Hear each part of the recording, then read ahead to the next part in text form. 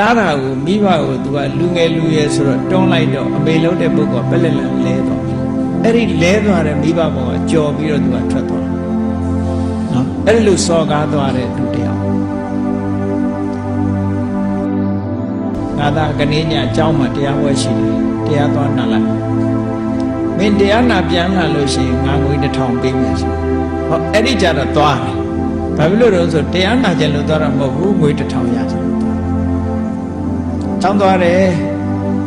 ကျောင်းသွားတယ်ဆိုမှသွားတယ်တနေရာမှာချောင်းပိတ်အိပ်ပြီးတော့ပြန်လာခဲ့တယ်မနေ့လင်းတော့အိမ်ကအမေလှုပ်တဲ့ပုဂ္ဂိုလ်ကတော့ငါသားညာတရားတွေပါနာပြီးတော့ဓမ္မအသည့်တွေသိပြီးတော့ဓမ္မဂတိကဘုန်းကြီးအိမ်ပြင်လာမှာပဲလို့မျှော်လင့်ချောင်းပိတ်အိပ်လာတဲ့လူကမနေ့စောကြီးအိမ်ရောက်လာတယောက်ထဲလာအချိန်နေတော့မဟာမုသူမေကအိမ်တယောက်ထဲပြန်လာတယ်ငါသားရဲ့အချိန်နေဘယ်လိုရှိအိမ်ရောက်တဲ့အခါငါသားတရားနာလားဆိုခေါင်းရမ်းတယ်မလုပ်တော့ဆိုကဲဒါဖြင့်မင်းညာကကြောင်းသွားအိပ်ရတယ်ဆိုတော့ဆာမပေါ့ကဲထမင်းလေးစားလိုက်ရာကူလေးတောက်လိုက်ဆိုမတောက်နိုင်ဘူးမနေ့ကငွေ1000ပေးမယ်ဆိုတော့ပေးငွေအရင်ပေးငွေ1000အရင်တောင်းတယ်အဲ့ဒီလိုလုပ်တာငွေ1000ရတဲ့အခါကျတော့သူဘာလုပ်တော့ဆိုတင်မောလိုက်မယ်ပေါ့ဒီငွေ1000တင်မောလိုက်ပြီးငါညမှာကိုရောက်ကိုဝင်သွားလုံးပဲသူ့မိကငါသားမလုံးနဲ့တို့အိမ်မှာပတ်စံနေမင်းကတူရီတော့သားပဲမင်းတယောက်တစ်သက်သုံးလို့မကုန်ဘူးမင်းရှားစရာမလိုဘူးအေးစစ်စစ်နေဘုန်းကြီးကြောင်းသွားတရားနာမရဘူးကိုယ့်အကိုရှာမယ်ပေါ့ကိုယ့်အကို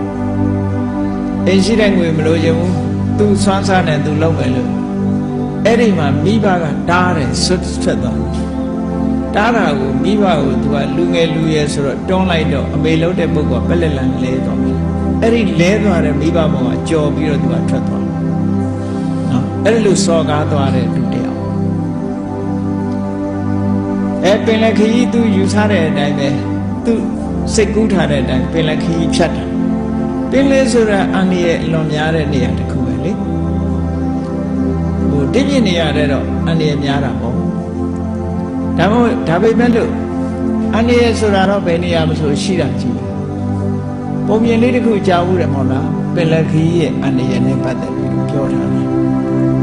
အန္တရာယ်ဆိုတာတော့ပင်လယ်မှရှိတာမဟုတ်ဘူးဘယ်ခီးပဲဖြစ်ဖြစ်ရှိတယ်တကယ်ချင်းနှစ်ယောက်တယောက်ကပြောတယ်ငါအဖိုးကလည်းသင်္ဘောသားกว่าတယ်ငါအဖေကလည်းသင်္ဘောသားသူလည်းသင်္ဘောသားငါအဖိုးလည်းပင်လယ်ထဲမှာပဲတည်တယ်ငါအဖေလည်းပင်လယ်ထဲမှာပဲတည်တယ်ငါလည်းအခုသင်္ဘောသားပဲဆိုတော့ဂျန်တဲ့တငယ်ချင်းကဟာတငယ်ချင်းအဲ့လိုဆိုရင်မင်းပင်လယ်မသွားနဲ့တဲ့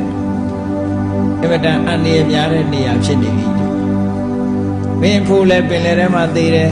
မင်းအဖေလည်းပင်လယ်ထဲမှာတည်တယ်ဆိုတော့မင်းအတွက်ဒါအန္တရာယ်များတဲ့နေရာမင်းမသွားနဲ့dangerous place မင်းဖို့အန္တရာယ်များတဲ့နေရာဆိုတော့တကယ်ချင်းလှုပ်တဲ့လူကဘာထောက်ပြလဲဒါပြည့်တကယ်ချင်းနဲ့မင်းအဖိုးတို့အဖေတို့ကဘယ်မှာတည်တာလဲငါအဖိုးတို့အဖေတို့ကအိယာပေါ်မှာတည်တာအဲ့ဒါဆိုရင်မင်းအိယာမသွားနဲ့မင်းအိယာဟာအန္တရာယ်များတဲ့နေရာဘလောကမှာမတည်တဲ့နေရာတော့ရှိတော့မရှိဘူးသို့တော့အိမ်မှာနေတာနဲ့ပင်လယ်ခရီးတဲ့သွားတာနဲ့ဟာ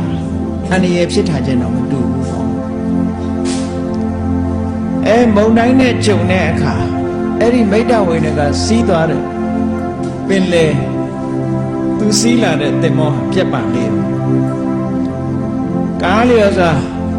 တင်မောပြက်ကတစ်ပြင်းကြတစ်ခုပေါ်မှာသူကမိပြီးတော့မျောလိုက်သွားပင်လေတဲကကျွန်းတကျွန်းကိုရောက်သွားကျန်တဲ့လူတွေတော့သေးကုန်ကြသူကကံကောင်းလို့မသေးဘူးကျွန်းတကျွန်းရောက်တဲ့အခါကျတော့ဘသူတွေနဲ့တွေ့တော့ဆိုအဲကျွန်းပေါ်မှာရှိတဲ့ပြိတ္တာမတွေနဲ့သွားတွေ့ပထမပြိတ္တာမ၄ယောက်နဲ့သွားတွေ့အဲ့ဒါနဲ့ပြိတ္တာမတွေကသူ့ကိုဆောက်ရှောက်ထားသူပျော်နေတယ်ပြိတ္တာတွေဆိုတာသူတို့ကတစ်ခါတည်းအခါချမ်းသာဒုက္ခခံနော်နေဆံညခံ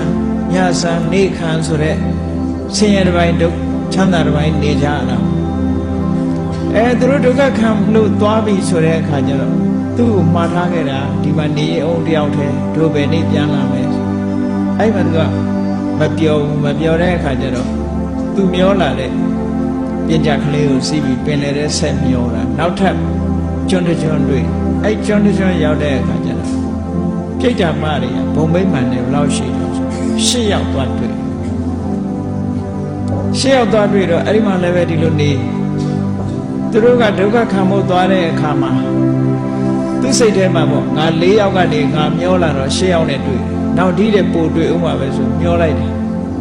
နောက်တစ်ခါကျွန်းတစ်ကျွန်းရောက်သွားတဲ့အခါ16ယောက်သွားတွေ့အဲ့ဒီကနေဆက်မျော32ယောက်နဲ့တွေ့အဲ့ဒါလို့နဲ့သူစိတ်ထဲမှာတော့ဟုတ်လာပြီလို့ဆိုပြီးတော့မျောသွားတယ်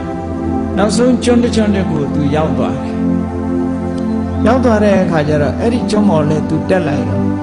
ဘာသွားတွေ့တော့လို့ဆိုလူတယောက်ဟာအမတန်လှပတဲ့ဘုံမာဂျာပန်ကြီးကိုပန်ပြီးတော့ဒီကုလုံးလဲမိတ်ကတ်တွေတနခါတွေစန္ဒကုဏ္ဍာတွေလိမ့်ပြီးတော့အဲ့ဒီလူက dance လုပ်နေတာပေါ့ကသူစိတ်ထဲမှာဘာထင်လဲဆိုရင်ဟာလောကမှာဒီလူဟာအပျော်ဆုံးလူတယောက်ဖြစ်အောင်တယောက်တည်းခေါင်းမှာလည်းပဲဂျာပန်ကြီးပန်ထားတယ်ဒီကုလုံးလဲအမတန်လှတဲ့ဒီစန္ဒကုဏ္ဍာတွေလိမ့်ကြံထားတယ်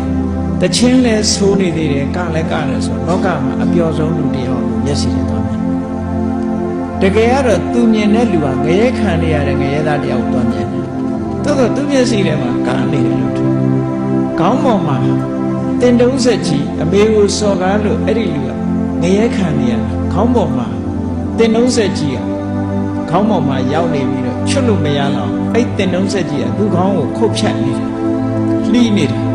အဲ့ဒီလှီးနေတဲ့တင်တုံးဆက်ကြီးကိုသူ့စိတ်ထဲမှာဘာထင်တော့ဆိုဘုံမာဂျာပန်ကြီးပန်ထားတယ်လို့ထင်တင်တုံးဆက်ကြီးကလေပတ်လှီးနေလို့ခေါင်းကသွေးရဲတန်ရဲတွေစီးကြနေတာကိုသူကနန္တာတွေမိတ်ကတ်တွေစန္ဒကုဏ္ဍာတွေလိမ့်ထားတယ်လို့ထင်တယ်နော်အဲ့ဒါလို့ထင်တာအမလေးအလိုလေးအော်တာကိုဒီတချင်းလို့အခုလေးပဲပေါ့ music တွေကြည့်လိုက်ရင်အမလေးအလိုလေးပဲနော်ခုံကနေကြတာလေအဲ့တော့ဘိုးကလည်းခင်ရသားဆိုတာပေါ့ music ဖြစ်တယ်ပေါ့အဲ့လိုအမလေးလူလေးအော်ရင်ကနေပြီးတော့ဟိုလူကဒုက္ခရောက်လို့တခါတည်းခုံပေါက်နေတာဆင်းရဲဒုက္ခရောက်လို့ခုံနေတာခေါင်းပေါ်ကတင်တုံးဆက်ကြီးကိုဆွဲချော့ထားဓာကူကလည်းအကစတိုင်တစ်မျိုးလိုသူကထင်းနေတယ်အဲ့ဒါလိုအော်ဟစ်ညည်းညူပြီးခုံပေါက်နေတဲ့လူကိုသူကဘယ်လိုထင်တော့ဆိုတချင်းဆိုပြီးကနေတယ်လို့သူထင်အဲ့ဒါနဲ့အဲ့ဒီလူနာအဲ့ဒီငရဲသားနာသွားပြီးတော့သူကဘာပြောတော့ဟာတငယ်ချင်းလောကမှာမင်းအပျော်ဆုံးနဲ့တူတယ်အပျော်ဆုံးနဲ့တူတယ်အဲ့တော့မင်းခေါင်းပေါ်ကဂျာပန်ကြီးငါပေးပါကွာငါဒီကျွန်းမရောက်ဘူးငါခုမှရောက်လာတာမင်းငါ့ကိုပေးပါလို့ဆိုဟိုလူကသူစိတ်စိုက်ကြည့်တယ်မယုံဘူးအဲ့ကြတော့အမှန်တမ်းပြောတယ်မင်းဒါကြာပန်းမဟုတ်ဘူးတင်တုံးဆက်ကြီးငါမှဒါနဲ့ဒုက္ခခံနေရတာကြာပြီဆိုတော့မင်းကမပေးခြင်းလို့ကြမ်းဖန်ပြောတာငါလည်းမျက်စိနဲ့ပဲမြင်ရပါတယ်ပေါ့မင်းဟာတကယ်လှတဲ့ကြာပန်းကြီးပန်ပြီးတော့မင်းတချင်းတအေးနဲ့မင်းခုံပေါက်ပြီးတော့နေတာမင်းလောက်ပြောတဲ့လူရှိမှာမဟုတ်ငါပေးစမ်းပါငါပေးစမ်းဆိုတော့အကျဉ်းချင်းတောင်းတဲ့အခါငရဲသားကစဉ်းစားတယ်အင်းဒီကောင်လဲငါလိုအမေကိုစော်ကားလာတဲ့ကောင်ဖြစ်တော့တယ်